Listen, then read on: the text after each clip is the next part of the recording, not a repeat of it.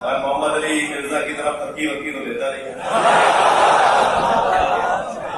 ہی نہیں پکیا وکیا. عزیز ہے، میرے بھائی ہیں، محترم ہے، توجہ ہے. اگر کسی کو 40 جگہ مولا علی کا حاضر ہونا سمجھ میں نہیں آتا تو میں اس سے مخاطب ہوں. مجھے بتائیے ایک وقت میں کتنے لوگوں کی روح قبض کرتا ہے ملک الموت؟ ایک ملک الموت ہے، لاکھوں لوگوں کو روح قبض کرنے حاضر ہو جاتا ہے. ملک الموت کا لاکھ جگہ حاضر ہونا سمجھ میں آتا ہے، ملک الموت کے مولا کا حاضر ہونا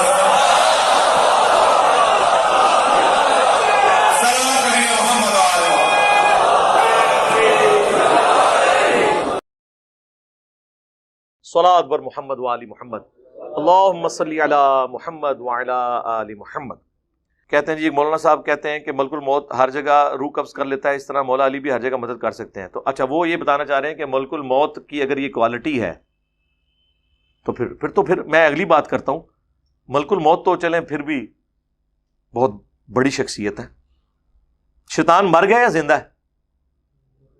اور حضرت علی علیہ السلام فوت ہو گئے، اللہ کی جنتوں میں زندہ ہے. دنیا سے تو فوت ہو گئے نا، تبھی قبر بنی ہوئی ہے نا، جنازہ بھی ہوا ہے ان کا، انبیاء بھی فوت ہو گئے.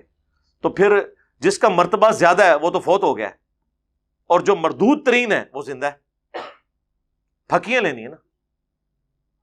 اگلی بات، فرشتوں نے آدم علیہ السلام کو سجدہ کیا. شیعہ بھی اس بات کے قائل ہیں، اہل سنت بھی، کہ نبی علیہ السلام کو سجدہ نہیں ہو سکتا کیونکہ اس امت میں سجدہ تعظیمی حرام ہے. لیکن اگر لاجیکلی دیکھا جائے کہ جبرائیل اگر آدم کو سجدہ کرے، فرشتوں کا سردار، تو ہم رسول اللہ کو کیوں نہ کریں؟ ہم جبرائیل سے گئے گزرے اور رسول اللہ حضرت آدم سے بہت اعلیٰ درجے کے، یہاں تو ڈفرنس بھی زیادہ آ گیا، تو کریں نہیں. تو علمی بات ہونی چاہیے. اس طرح کے پھر وہ کہہ رہے ہوتے ہیں دیکھیں جی کلمہ پڑھے جی، کلمہ پڑھا جی، لا الہ الا اللہ محمد رسول اللہ. ترجمہ کریں جی، اللہ کے سوا کوئی معبود نہیں اور محمد اللہ کے رسول ہیں. کہتے ہیں آپ تھے کیوں نہیں کہتے؟ ہیں کا مطلب ہے یہاں بھی موجود ہیں. یہ آپ نے اکثر سنا ہوگا، الفاظ کے ساتھ جگلنگ کر رہے ہوتے ہیں. بھئی ہیں ہم اس لیے کہتے ہیں کہ رسول اللہ کے بعد کوئی پیغمبر نہیں آئے گا ختم نبوت کی وجہ سے. آپ کا منصب قائم ہے، آپ دنیا سے تو چلے گئے.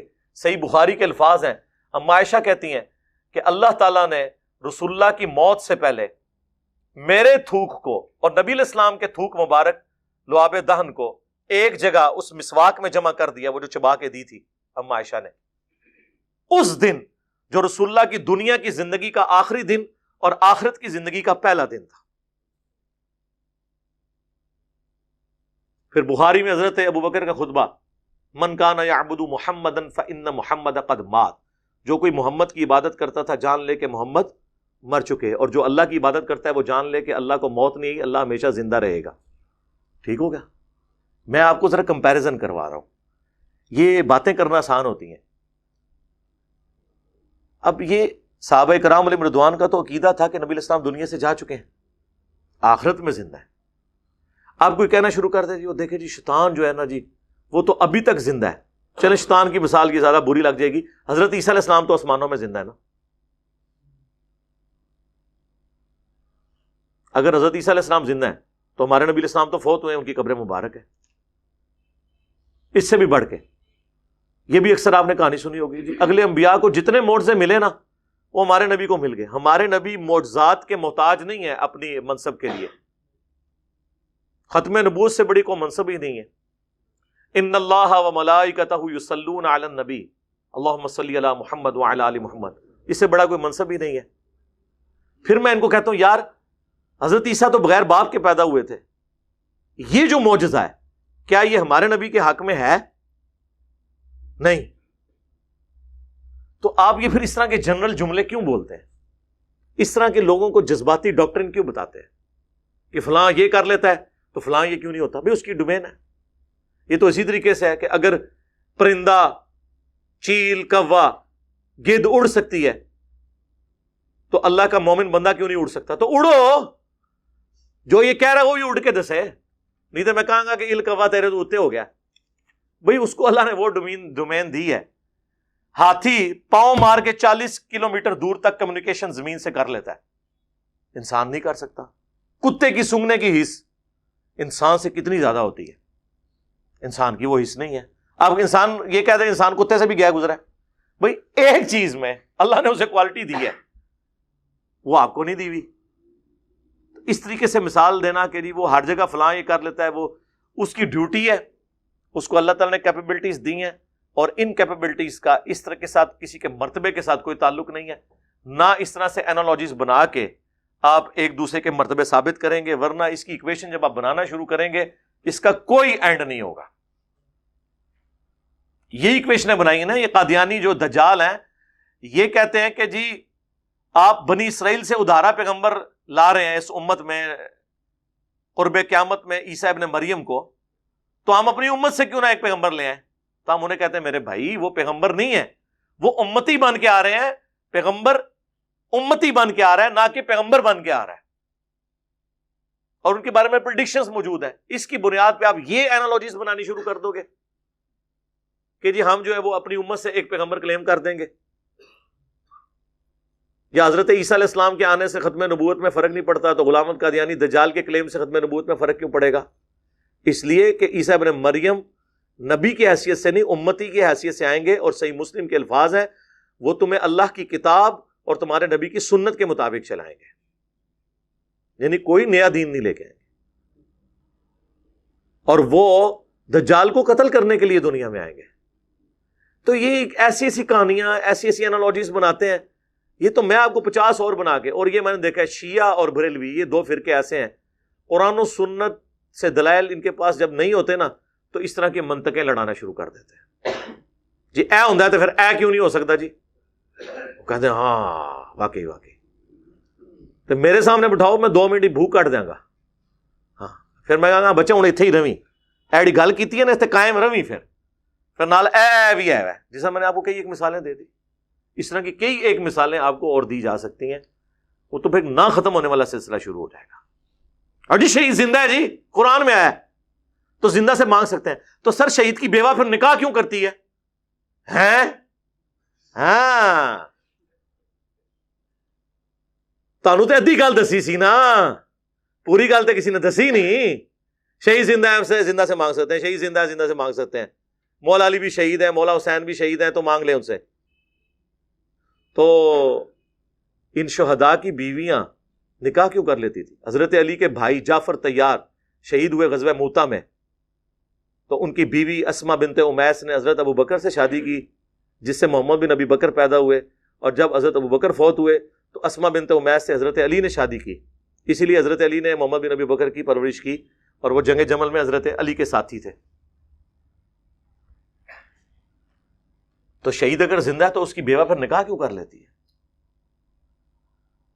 نبی کی بیوہ بھی جو نکاح نہیں کرتی نا، اس کی وجہ یہ نہیں کہ نبی علیہ السلام آخرت کی زندگی میں زندہ ہے، نہیں، اس لیے کہ نبی امت کا روحانی باپ ہوتا ہے. النبی اولا بالمؤمنین من انفسہم وازواجہ امہاتہم، نبی مومنین کی جانوں پر ان سے بڑھ کر حق رکھتے ہیں، اور نبی کی بیویاں امت کی مائیں ہیں. اور قرآن میں پھر ساتھ یہ بھی آیا سورۃ الاحزاب میں کہ اللہ کے نزدیک یہ بہت بڑا گناہ ہے کہ تم نبی کی وفات کے بعد ان کی بیوی سے نکاح کرو، کیونکہ انہیں سٹیٹس ملا ہے امت کے باپ کی حیثیت سے، لہٰذا ان کی بیویاں امت کی مائیں ہیں. لیکن ماں کا پردہ رہا ہے، یہ نہیں ہے کہ کبھی امہات المومنین نے صحابہ سے بغیر پردے کے کبھی گفتگو کی ہو، نہیں، وہ غیر محرم والا معاملہ رہا ہے. وہاں بھی ریزن کچھ اور تھی کہ ان کی بیویوں سے نکاح نہیں ہے. یہ ریزن نہیں کہ نبی علیہ السلام قبر مبارک میں آخرت کی زندگی کے ساتھ زندہ ہے، ورنہ تو شہید بھی زندہ ہے.